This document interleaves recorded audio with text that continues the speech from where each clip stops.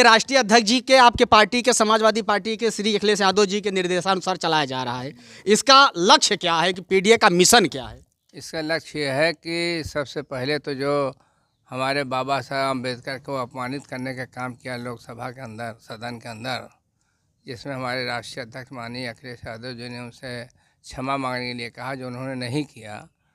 तो चूँकि ये हमारे जो बाबा साहब अम्बेडकर हैं, सभी लोगों के किसी भगवान से कम नहीं है, चूँकि आरक्षण दे के नौकरी हमारा स्तर ऊँचा उठाने का काम किया अपने संविधान के कानून के तहत, तो उनको सभी लोग मानते हैं, इसलिए पूरा पीडीए मानता है।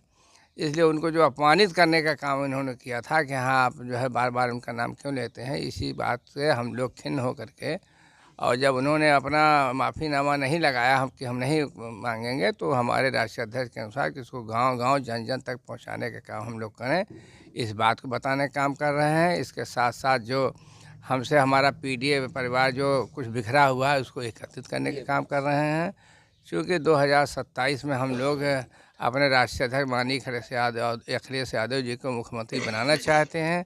इसलिए हम लोग एक एक आदमी को जोड़ने का काम कर रहे हैं। तो अभी अभी आप बता रहे हैं कि हम लोग एक एक आदमी को जोड़ने का काम कर रहे हैं, लेकिन देखा जाए चाहे केंद्र की सरकार हो चाहे राज्य की सरकार हो, जो सत्ताधारी पार्टियां होती हैं वो अधिकतम 35 से 40 या 41% अभी तक वोट नहीं पाई हैं, लेकिन वो सरकार में हैं। लेकिन विपक्ष का जो वोट है वो तकरीबन 56 से 62% के आसपास है। फिर भी आप परसेंटेज में ज़्यादा होने के बावजूद भी सरकार से दूर क्यों हैं? दूर इसलिए है कि हम लोगों में आपस में एकता नहीं है, यूनिटी नहीं है। वो ऐसा शगुफा छोड़ के हमको लोग। और अभी अभी हाल में एक वीडियो वायरल हुआ था, नगीना से लोकसभा सांसद हैं चंद्रशेखर आज़ाद जी, उन्होंने बसपा कार्यालय पर फ़ोन लगाया और फ़ोन लगा करके बोला क्या हमारी बात बहन जी से हो सकती है या मुलाकात हो सकती है? इस पर क्या टिप्पणी है आपकी? उसके बारे में हमें कोई जानकारी नहीं है। तो अगर बसपा, सपा, कांग्रेस, आम आदमी पार्टी और आज़ाद समाज पार्टी 2027 में मिलकर चुनाव लड़ेंगी, ये कहाँ तक किस नज़रिए से देखते हैं? ये लड़ना चाहिए और लड़ेंगे तो हम लोग पूरी सफलता मिलेगी। क्योंकि सदन के अंदर देखा जाए तो इन सभी पार्टियों का कहीं ना कहीं से हनन हो रहा है। ये सभी पार्टियां सभी पीडीए के अंतर्गत आती हैं, जितनी भी पार्टियां हैं, और इसीलिए हम लोग उनको भी मिलाने का प्रयास कर रहे हैं, लेकिन उससे ज़्यादा हम पीडीए के जो वोटर हैं उनको जोड़ने का काम कर रहे हैं। और देश के सबसे बड़े पंचायत के विपक्ष के नेता राहुल गांधी जी का भी एक वीडियो आया है। उन्होंने किसी सभा में जाकर के कहा है कि हम ये लोकसभा का चुनाव जीत लेते। आज कांग्रेस और सपा जिस तरीके से एक होकर के चुनाव लड़ी, अगर कहीं बसपा भी हमारे साथ रही होती तो यूपी से ये 10 से 12 सीट अधिक न पाती। ये सही है?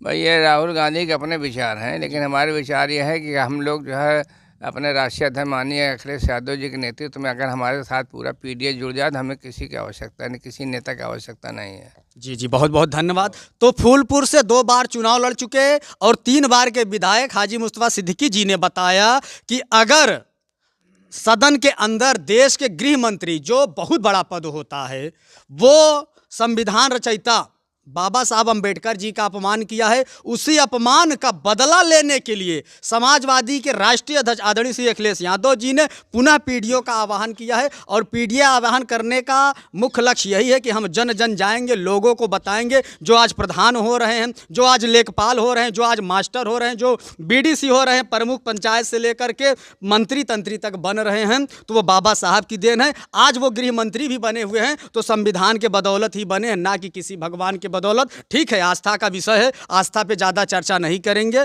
लेकिन ये जो अपमानजनक उन्होंने शब्द रखा है, इसका जब तक वो माफ़ी नहीं मांग लेते हैं तब तक हम लोगों के बीच में जाते रहेंगे, बताते रहेंगे कि हमारे पीडीए के लोगों के भगवान कहे जाने वाले बाबा साहब अम्बेडकर का इतना बड़ा घोर अपमान जब सदन के अंदर एक गृह मंत्री उठा सकता है, तो बताइए अगर हम एक नहीं होंगे, संगठित नहीं होंगे, तो हमारा अगर अपमान किया जा सकता है तो ऐन वक्त पर, ऐन मौके पर हम लोगों को हमारे हक से, अधिकार से वंचित करके हम लोगों को बाहर भी फेंका जा सकता है। साथियों, तो ज़्यादा कुछ ना कहते हुए विधायक जी के साथ साथ उपस्थित है डॉक्टर प्रेमचंद मौर्य जी, विधानसभा के महासचिव भोलानाथ जी, और इस कार्यक्रम को कराने वाले पवन यादव जी, और विधानसभा के अध्यक्ष शकील इस्माइल जी।